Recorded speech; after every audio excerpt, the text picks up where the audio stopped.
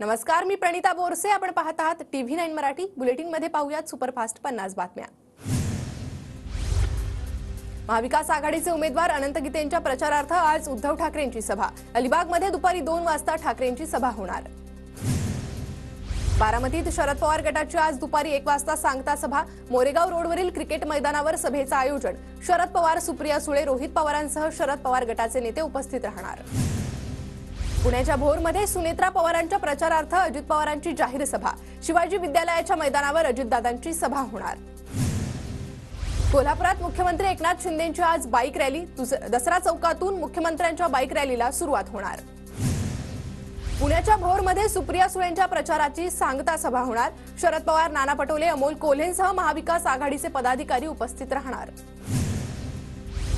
बारामतीत सुप्रिया सुळेंच्या प्रचारार्थ आज भव्य बाईक रॅली काढण्यात येणार. रोहित पवार बाईक रॅलीला उपस्थित राहणार. महाविकास आघाडीचे सांगलीचे उमेदवार चंद्रहार पाटलांच्या प्रचारासाठी आदित्य ठाकरेंची आज सभा. विट्यातील कलश मंगल कार्यालयात 10 वाजता सभेचं आयोजन. पुण्याचे वंचितचे उमेदवार वसंत मोरेंच्या प्रचारासाठी प्रकाश आंबेडकरांची आज सभा. डेक्कन नदीपात्रात वंचितकडून सभेचं आयोजन. दिंडोरी लोकसभा मतदारसंघाच्या उमेदवारीवरून माकपाची आज महत्त्वाची बैठक. जेपी गावित उमेदवारी अर्ज कायम ठेवणार की मागे घेणार, बैठकीनंतर भूमिका मांडणार. 15 आणि 17 मे रोजी पंतप्रधान मोदींची मुंबईत सभा. पंतप्रधान मोदींची 17 तारखेची सभा शिवाजी पार्कवर होणार. 15 तारखेच्या सभास्थळाची जागा 2 दिवसात निश्चित होणार. 5व्या टप्प्यातील निवडणुकांसाठी राज्यात 301 उमेदवारांचे अर्ज वैध. मुख्य निवडणूक अधिकारी कार्यालयाची माहिती. 5व्या टप्प्यासाठी 20 मे रोजी मतदान होणार. मोदीजी, तुमच्यावर संकट आलं तर मीही धावून येईल, पण तुम्हीच स्वतः संकट असल्यानं स्वतःलाच आवर घाला. मोदींच्या मदतीच्या वक्तव्यावरून उद्धव ठाकरेंचा उपरोधिक टोला. आता माझी सटकलीये, आता तुला सटकवणार. आता तुमची पाळी आली. उद्धव ठाकरेंचा सत्ताधाऱ्यांवर हल्ला बोल. आम्हाला नकली सेना म्हणणारे बेअकली. अमित शहांनी ठाकरेंवर केलेल्या नकली सेनेच्या टीकेवर उद्धव ठाकरेंचा हल्ला बोल. 2.5 वर्ष मुख्यमंत्री पद मान्य केलं असतं तर आज जे बोलले आहात ते बोलला असतात का? राज ठाकरेंचा उद्धव ठाकरेंवर निशाणा. उद्धव ठाकरेंवर मोदींची मदत घेण्याची वेळ येऊ नये हीच प्रार्थना. ठाकरेंना अडचणीत मदत करणारा पहिला मीच असेन या मोदींच्या वक्तव्यावर पवारांचं उत्तर. वायतून उदयनराजेंना 1 लाखांचं मताधिक्य द्या. जूनमध्ये नितीन पाटील यांना खासदार करतो. खासदार न केल्यास पवारांची औलाद सांगणार नाही. उपमुख्यमंत्री अजित पवारांचं वक्तव्य. भास्कर जाधवांकडून अजित पवारांची मिमिक्री. केवळ दादा नाव राहिलं, दादागिरीची हवा निघून गेली. भास्कर जाधवांचा टोला. छत्रपती संभाजीनगरच्या पळशी गावात रावसाहेब दानवेंना विरोध. मराठा आंदोलकांची रावसाहेब दानवेंच्या गाडीसमोर घोषणाबाजी. दानवेंच्या प्रचार दौऱ्यादरम्यानची घटना. आदित्य ठाकरेंनी घेतली सदानंद कदम यांची भेट. साई रिसॉर्ट प्रकरणी सदानंद कदम यांच्यावर ईडीची कारवाई. उद्योजक सदानंद कदम हे रामदास कदम यांचे लहान भाऊ.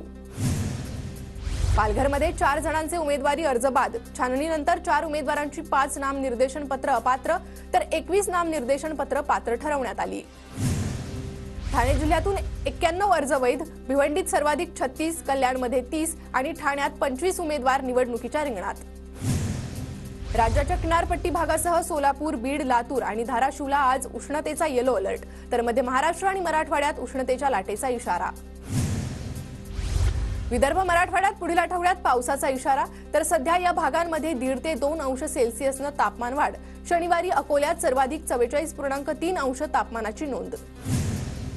36 तासांच्या कालावधीत समुद्रात अधिक उंच लाटा उसळण्याची शक्यता. भरतीच्या वेळी मच्छीमार बांधवांसह नागरिकांना समुद्रावर न जाण्याचं आवाहन. परभणीत आठवड्याभरापासून उष्णतेची लाट. तापमान 42 अंशाच्या पुढे. नागरिकांना काळजी घेण्याचं आवाहन. राज्यातल्या धरणात अवघा 29% पाणीसाठा. नागपूरमध्ये 40%, अमरावतीत 44% तर मराठवाड्यात अवघा 13% पाणीसाठा शिल्लक. सांगलीच्या जत तालुक्यातील उटकी येथील पाण्याचा स्रोत आटला. तालुक्यात टँकरनं पाणीपुरवठा सुरू. महापालिकेच्या भोंगळ कारभारामुळे नांदेड शहरात जलसंकट. कोटीतीर्थच्या विद्युत पंपात तांत्रिक बिघाड झाल्यानं पाणी टंचाई. मागील 8 दिवसात शहरातील अनेक भागांचा पाणीपुरवठा खंडित. गडचिरोली जिल्ह्यातील झिंगाणूर भागात भीषण पाणी टंचाई. पाण्यासाठी नागरिकांची 3 ते 4 किलोमीटरवर पायपीट. भर उन्हात नागरिकांची पाण्यासाठी कसरत. वाशिम शहरातील अनेक भागात 8 ते 10 दिवसांआड पाणी पुरवठा. संतप्त नागरिकांकडून आंदोलनाचा इशारा. वर्ध्याच्या आष्टीतील बोरखेडी गावात तीव्र पाणी टंचाई, पाण्यासाठी गावकऱ्यांची पायपीट, अनेक वर्षांपासून पाण्याची समस्या जैसे थेच. मध्य रेल्वेवर माटुंगा ते मुलुंड आणि सीएसएमटी ते चुनाभट्टी आज मेगा ब्लॉक, अभियांत्रिकी आणि देखभालीच्या कामांसाठी मेगा ब्लॉक. कांदा निर्यातीवर $550 किमान निर्यात मूल्य लागू, तर 40% निर्यात करही भरावा लागणार. निर्यात बंदी उठवल्याचा फारसा लाभ शेतकरी व्यापाऱ्यांना होणार नाही, तज्ज्ञांचं मत. नागपूर रेल्वे स्थानकावर 14 लाख रुपयांचा गांजा जप्त, आरपीएफची मोठी कारवाई. दिल्ली आणि पश्चिम बंगालमधील 3 महिला आणि 2 पुरुषांना अटक. बीडच्या गेवराईतील चेकपोस्टवर कारमधून तब्बल 1 कोटींची रक्कम जप्त, कार चालकाला पोलिसांनी ताब्यात घेतलं. अकोला जिल्ह्यातल्या बाळापूर शहरातील मन आणि महेश नदीमध्ये जलकुंभीचं सावट, नदीमधील जलकुंभी काढण्याची नागरिकांची मागणी. मालेगावात निवडणुकीच्या पार्श्वभूमीवर ठिकठिकाणी नाकाबंदी, शहरात येणाऱ्या प्रत्येक वाहनांची चेक पोस्टवर कसून तपासणी. गोंदियातील ग्रामीण भागात तेंदूपत्ता संकलनाला सुरुवात, यंदा तेंदूपत्त्याला समाधानकारक दर प्राप्त.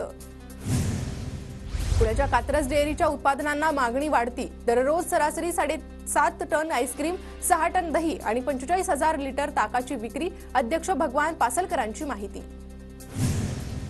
धुळ्यात मतदानाची टक्केवारी वाढवण्यासाठी प्रशासनाकडून गृहभेटी संपर्क अभियान, मतदारांना जागृत करून प्रबोधन करण्यासाठी गृहभेटी देण्यात येणार.